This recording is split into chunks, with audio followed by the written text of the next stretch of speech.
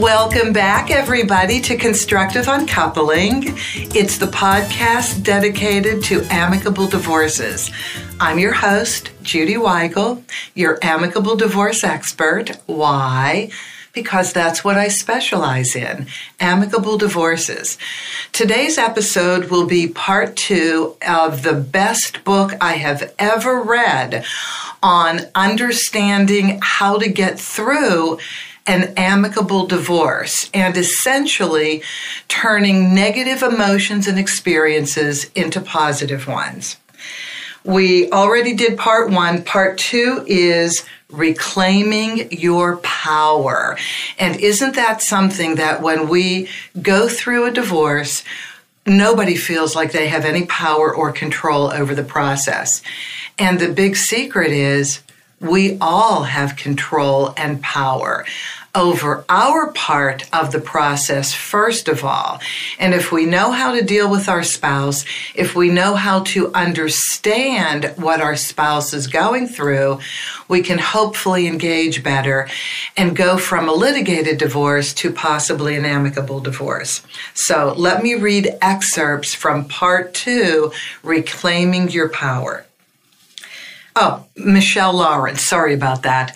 The author of the book, The Good Karma Divorce, is Judge Michelle Lawrence, which I find to be the most spectacular thing about this book. Most people don't find judges to be compassionate because they can't be. They have to work within the narrow points of the law that support whatever they need to make a decision on.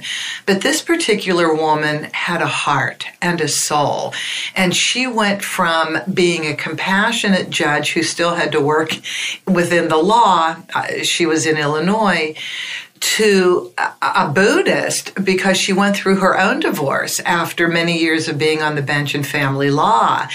And what she saw and what she applied to herself became hugely beneficial to her, and now I hope to all of you listening. So now I will start reading. Here we go. Every monumental journey requires enormous courage and inner strength to deal with the onslaught of fear, doubt, and uncertainty. Because divorce is experienced as an avalanche upon the soul and the emotions, people move directly into survival mode. In survival mode, we try to bury the pain, and in so doing, we also bury good memories along with the bones of the marriage. Now, any remnants of affection must be buried alive, still twitching. This is the time when there is often devotion to any propaganda that devalues our spouse. Isn't that true? Although survival mode has short-term utility, it can be destructive if sustained for extended periods of time. So what she's saying is we allow our friends and family to really levy criticism upon our spouse, thinking they're going to be helpful to you, and it's never helpful. The breakup didn't happen overnight. A thief didn't steal your love in the dark. Brick by brick, the house of love was dismantled. One brick was trust, a second was loyalty, another was sharing core values. Compounded and repetitious negativity has become so dominant that we fear we're losing the person that we know ourselves to be. Most of us know ourselves to be kind, but now we're having trouble accessing and maintaining our true self. When the mind is clouded by negative fears and thoughts, it soon takes on the character of that negativity. As a society, we've embraced all things green. We now abhor waste. We recycle everything from cell phones to the cardboard core inside a roll of paper towels. And we think twice before we throw something away.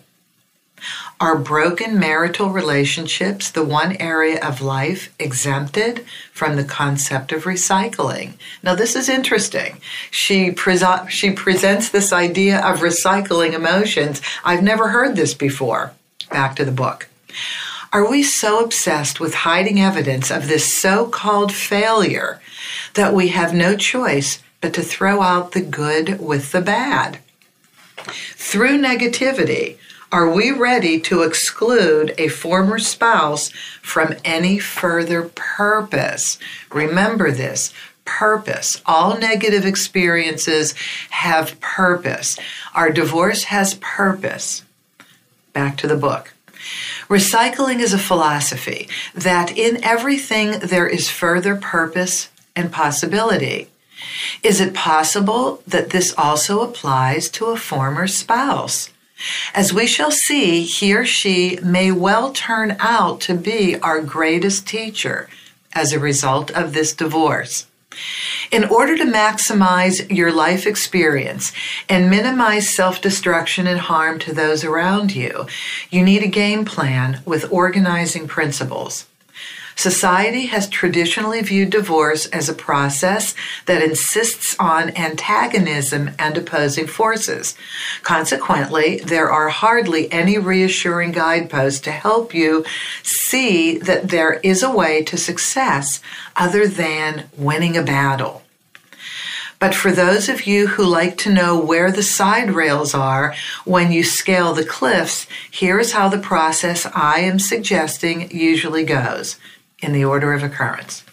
Number 1, the journey to enlightenment, according to Buddha, does not begin with the teaching on the beauty of enlightenment. It is important to explore first why you're suffering and to understand that it's not simply because you're going through a divorce. That's interesting, because it's all about the divorce, isn't it, and the pain. Number 2, after this exploration, you'll see the skills you need to maintain your former self and to resist attaching to negativity. You will even come to see the value of your spouse in your life experience, and you'll find that there are ways to detach that are far more effective than the evisceration of good memories. You used to hold your relationship in the hands of love. When love appears to have left the relationship, why not hold it instead in the hands of good memory? Number 3, you want to reduce the destruction to yourself and those around you by unhinging the power of negative emotions.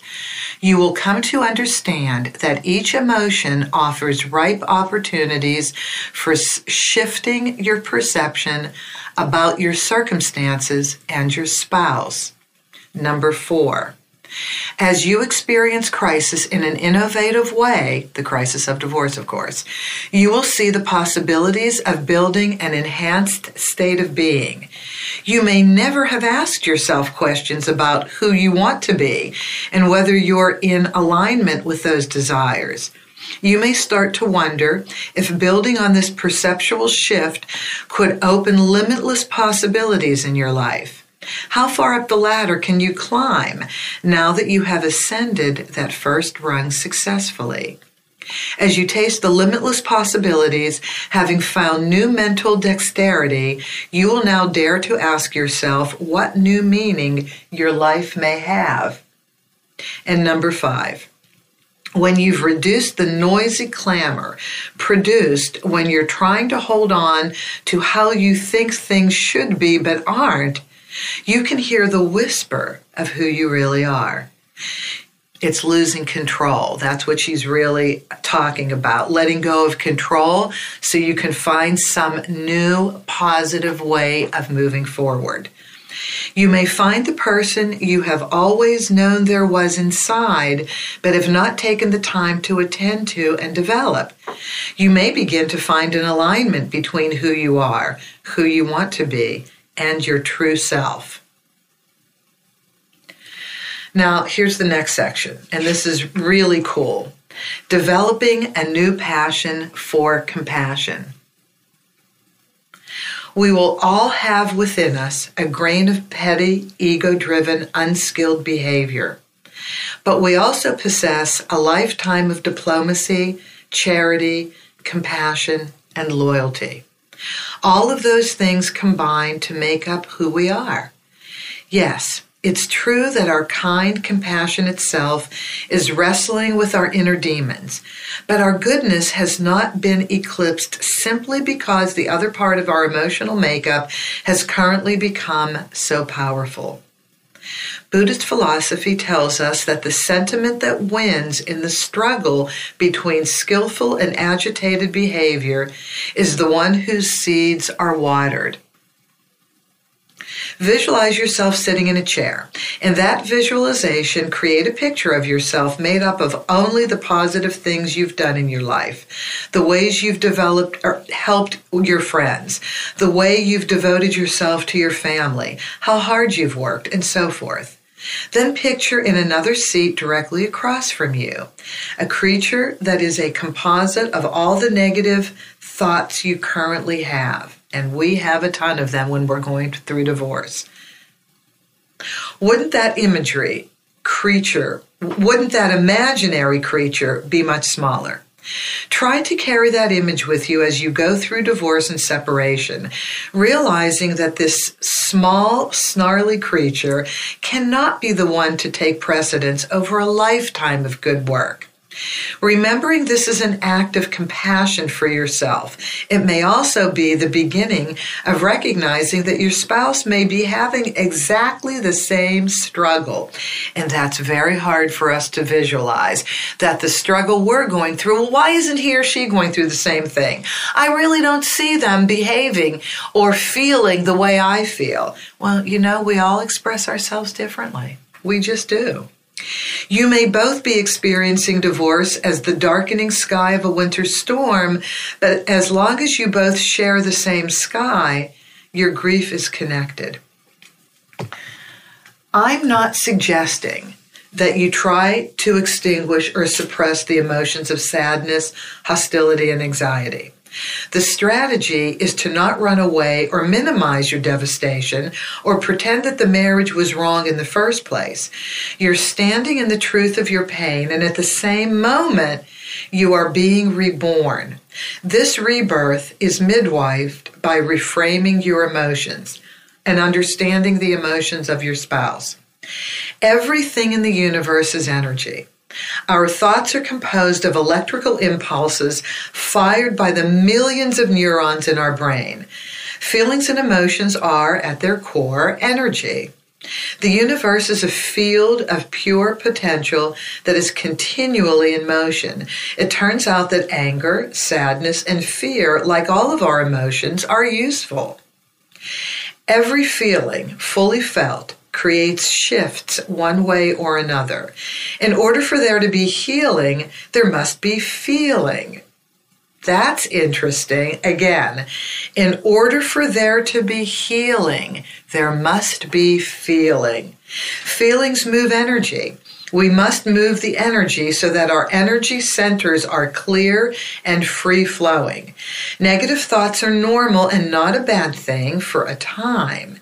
In fact, these thoughts help us make judgments, have discriminating instincts, and guide us toward what is right for us and away from what is not.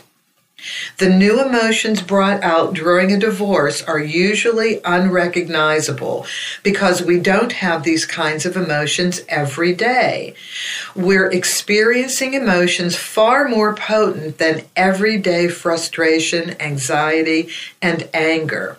When flooded with unfamiliar emotions, we fear we might drown in them. Don't we fear that? Oh, yes.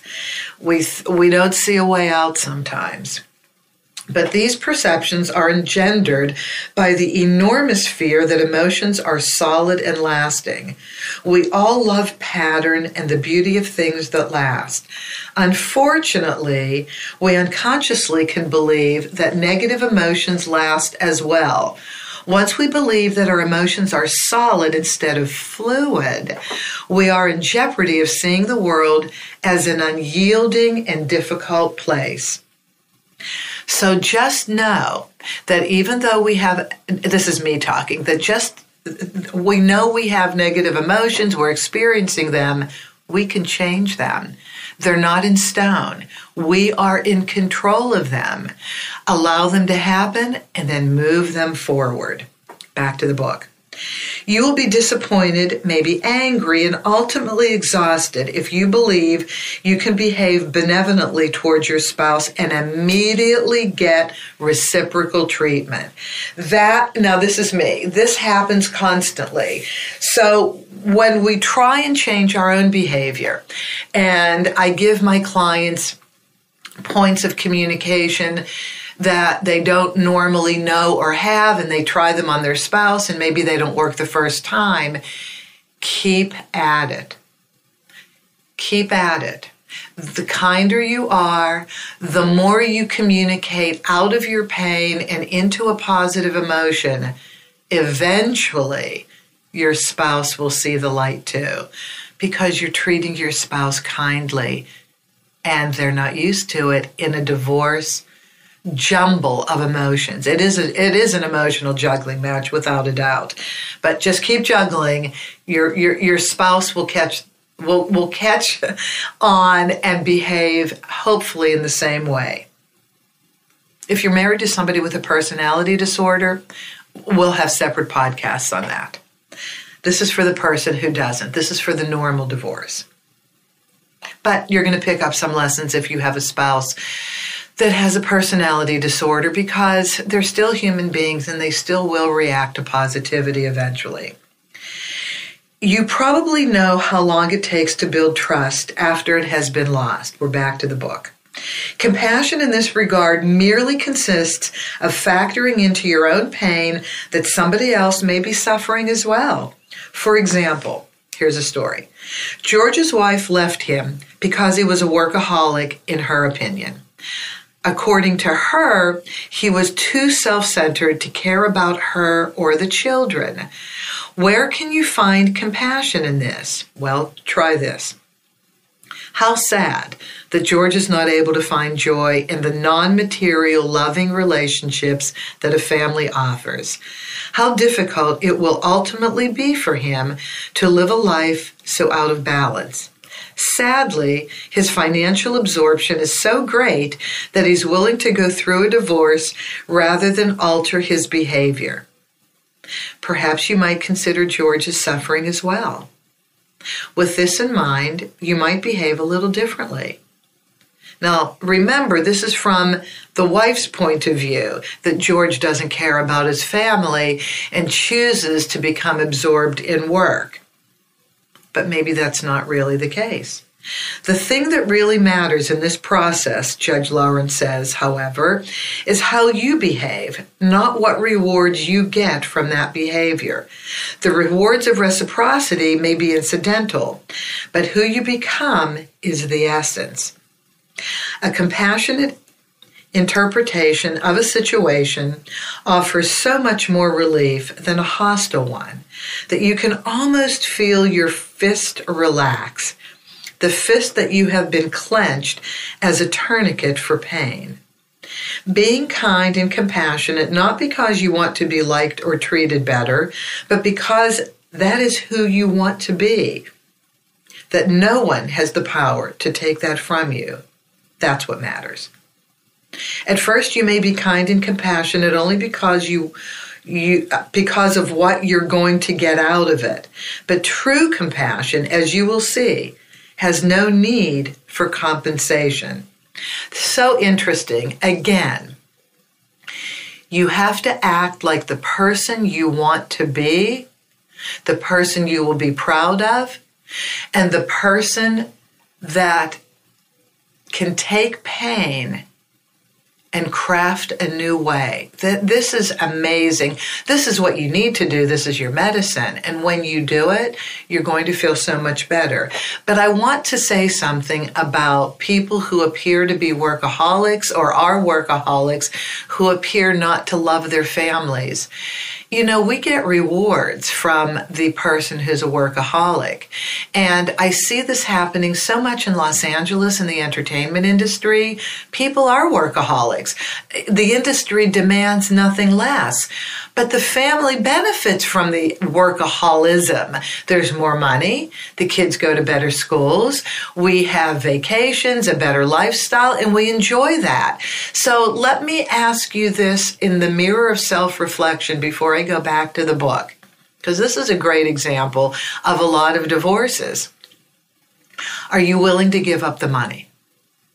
Are you willing, as the recipient of the workaholic's life, are you willing to live on less money so that you can have the benefit of your spouse with you? You have to remember there's a trade-off for this as well. So I completely understand that a workaholic should really determine whether it's time to raise a family. Are you going to participate in the family activities? Or are you going to participate in work more?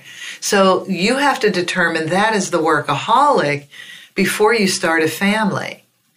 And the spouse that engages in raising a family with you has to decide what's more important, the participation of the spouse or the benefit of the money that the spouse provides.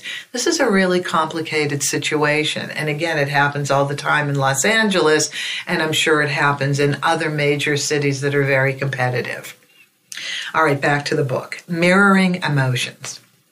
Being in the presence of negative attitudes can be the emotional equivalent of breathing secondhand smoke. We're all part of the emotional atmosphere around us, where give and take of feelings occurs regardless of what we are conscious of. In his New York Times article, Friends for Life, an emerging biology of emotional healing, Daniel Goleman, the author, tells us there is a class of brain cells called mirror neurons. These neurons tune into another person's internal state, including emotions, movements, and intentions, and recreate that state in our own brain. This is actually the physical chemistry of empathy.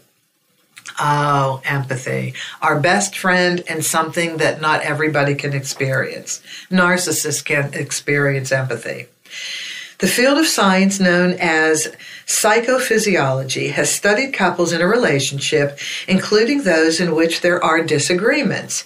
It has found that when one party acts with hostility and anger, the same emotional reflection or mirror image is produced in the other person, creating a habitual cellular reaction, a hookup circuit of negative emotions between the parties. One negativity induces another negativity. I have watched this often in my courtroom, Michelle Lawrence says. In one case, the hostility between the former spouses was so relentless that the pickup and drop-off for the father's visitation could only take place at the child's school. Every time the parties interacted, the situation quickly deteriorated into a screaming match, further entrenching this merciless cycle. This interactive cycle was developed at the beginning of this couple's divorce when they were at the height of their mistrust and anger. I asked myself what the payoff was in continually dragging each other to court. It became obvious that with this negative interaction, they stayed relevant in each other's lives because they still had contact. Oh, please let me read this again. I asked myself what the payoff was in continually dragging each other to court, and it became obvious that with this negative interaction, they stayed relevant in each other's lives because they still had contact. And when I am working, even in amicable divorces, breaking off from the book a second, and it takes more than a year, and one spouse says to me, I can't get the other one to move forward, or I, Judy Weigel, can't get either spouse to move forward, I have realized that they're just not ready to get divorced. Whatever the dysfunction is that they're living through, or the time they need to process everything, I can't touch that. That's the organic process they must go through. And quite often, being connected, even in negativity, is better for this couple than being in this foreign land of single parent or back to being a single adult. And I want everybody to think about this. You can't really force your spouse to move forward at least initially or in the first year or so, yes, there is a point where it just has to move forward. But allow it to be a back and forth, and maybe the silence is better than the movement sometimes, because you both need to breathe and gather your thinking. It's just a really important organic part of the process. Back to Michelle. So these couples were too vulnerable, the ones with the pickup from the children at the school. They were too vulnerable to interact without this fortress of anger, yet they could not give up the connection. They didn't realize how interrelated they were. What they did to each other, they did to themselves. One of the things that can break this kind of negative emotional connection is compassion. I can't be sure which dynamic was at work with his father.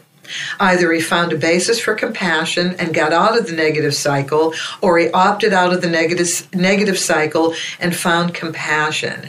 But if just one party acts with more compassion, the whole formula changes for the better.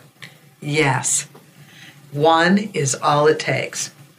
In the world of divorce, perceptions that are contaminated by fear and anger cloud the accurate assessment of the other person's emotions and fears. Paranoia naturally is stimulated by the reality of divorce proceedings. Boy, doesn't that happen. When we respond from those clouded emotions, we may trigger the entire cycle of hostility. In other words, through our own fear and anger, we trigger fear and anger in the mate we are dealing with.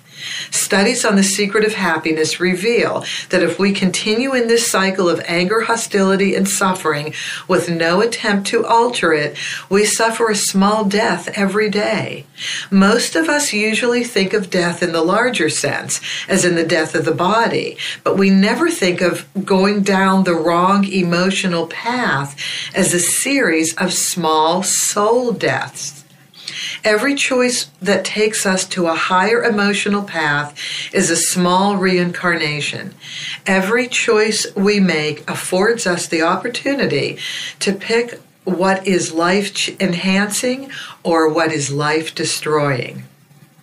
Now, I know you are thinking, oh yes, that answers the question about why I want to avoid my spouse at all costs. My spouse's terrible negativity is contagious. If you're right, you found your first opportunity for compassion. Compassion breaks the cycle. It acknowledges that both you and your spouse may be suffering with those negative emotions, but you have found a way out. Many religious traditions identify compassion as one of the most sacred yearnings of the human spirit. We may say that our spouse is not worthy of our compassion or has brought on his or her own misery because of how our spouse has treated us. But compassion is our own internal work, which is not dependent upon an assessment of another's worthiness. Being compassionate releases its own set of good chemicals in our brain and actually raises self-esteem. So important in a divorce proceeding. This is me talking, because our self-esteem is destroyed. We're reevaluating ourselves. Where did we go wrong? How could this happen to us? Why didn't I see this coming? We're embarrassed maybe that we're getting divorced. All this destroys our self-esteem. But what Michelle Lawrence is saying is compassion brings it up again. Back to the book. The fact that it is contagious is an added benefit. If it appears that our spouse can only see one way to survive, and that is with hostility, then that may be a basis for compassion. By the time you're getting a divorce, you may have spent years criticizing each other. So don't expect each other to be perfect as we're turning our emotions around. It's going to take a little time. You may have become accustomed to the thought that your mate does most things wrong and doesn't even care to try to see things the way you do. Given that this may already be the mindset, you might be tempted to tell your mate, this doing it a different way divorce idea is not working because you're not doing what you're supposed to do. You're not figuring this out, and as a matter of fact, you're not even trying. I'm doing all the work. Does that kind of sound familiar? Are you in that pattern of thinking now? Okay, well, let's get out of it. Again, all good emotions, all change comes from within to help change us first. And as we change, it's infectious. That's the whole point here. Back to the book. The moment you make a statement like that, you have stimulated the brain center in the other person that creates anxiety about failure. Once you have stimulated your mate's brain center for anxiety, you've triggered a negative cycle. The last thing you want is more anxiety. You already have enough of that. You have your own roller coaster to ride. You don't have to ride your spouse's as well. And by the way, you're each riding a roller coaster of emotions. They're on different tracks, though, but they're both going high end. The far better way of expressing your inevitable frustration might be by saying something like this. Maybe if we thought of things in a different fashion, maybe there's another way of looking at this ordeal. I see this process a little differently. So what you're doing is you're coming in on an even keel, and you're suggesting that you both sit down and take a moment and look at things a little differently. All these phrases can be executed without negative judgment and are actually reassuring. It does, however, take skill to be neutral when you are emotionally frustrated. Deep down, we have to do expectations. Deep down, we do have expectations about how our spouse will behave. And quite often, they're wrong. These expectations often run like an undercurrent throughout the proceedings. As in the phrase, hope springs eternal, on some level, we all want a glimpse of that loving reaction we used to get when we had the power to effect positive change in our mate. Sure, the marriage may be dead, but is all the love dead? Have all the fingerprints of affection been wiped clean? Nobody is a stranger to disappointment, but during divorce, it takes on a heightened intensity. I once heard a husband say to his wife about their divorce when it was no longer amicable, "You ruined everything about the divorce. It could have been so easy." There's also disappointment when your spouse does not capitulate out of guilt. You expect your spouse to feel so terrible about the outcome of the marriage that opposition will be weakened. When this doesn't happen, you suffer spousal guilt deprivation. Now, I've never heard that. Spousal guilt deprivation. Here's what I've always experienced. When I'm sitting this is me talking, when I'm sitting in a mediation with people, and it's been expressed that I guess there was infidelity or financial malfeasance and it destroyed the marriage. I really do see one of the spouses, the one guilty of this, try and do more than they should in a community property division or in spousal support. I really do see them trying to do more. But the spouse that feels that they've been harmed the most doesn't hear it. And they want to go for blood while they're being given a life raft, and they never see the life raft is given to them. All they see is they haven't punished their mate enough yet. And when they do that in a mediation, they're lighting a match to the settlement, and they don't see it. And I often have to clear the room and say to the spouse who's lighting a match to their settlement, you know that you're being given more than you have to be given in this community property state of California. What you're doing is not hearing that, and you're trying to still beat the other person up. You're still trying to get justice. and they're giving it to you and you're not seeing it. And this is the point where I think people need to retreat. As a mediator, I think they need to retreat and do more soul searching and then come back to the mediation. Because this just tells me they're on a different track, and the spouse that still needs to collect injustices needs to catch up to the spouse that feels guilty enough that they're giving more than they need to accommodate. And that's their way of expressing sorrow. In conclusion, the expectation is that at the last moment, guilt will grab sentimentality from the jaws of greed. Calcified expectations about your encounters with your spouse, or anything else for that matter, can only create unhappiness and discouragement. Try not to project exactly how you expect negotiations to go, because if something different happens, you will be disappointed or you won't see what's going on. Disappointment is, of course, part of this or any life process. You can be strong and vigorous in your negotiations. You can have a smart, tough attorney, and you can still be disappointed and feel the compassion and still feel compassion at the same time. It is possible to do that. So we are ending this part of the episode, turning negative emotions into positive actions.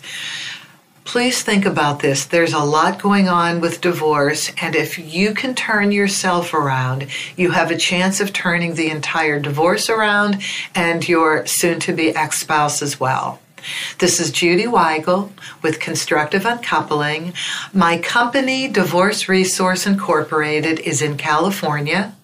You can reach me through my website, divorceresourceinc.com, divorceresourceinc.com, or please feel free to email me, Judy, Judy, at divorceresourceinc.com, and share your experience with me. And if you would like me to tell your story in upcoming episodes, I am happy to do so. Thank you for joining me, and we'll be back with part 3 soon.